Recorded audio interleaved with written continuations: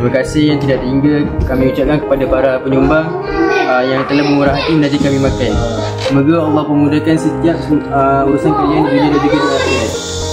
Dilapangkan rezeki dan dengan rezeki yang terbaik, dipanjangkan umur dalam keberkatan, serta diberi kesihatan yang baik dan kesembuhan daripada segala penyakit.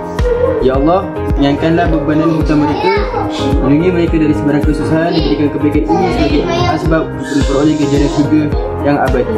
Amin ya rabbal alamin.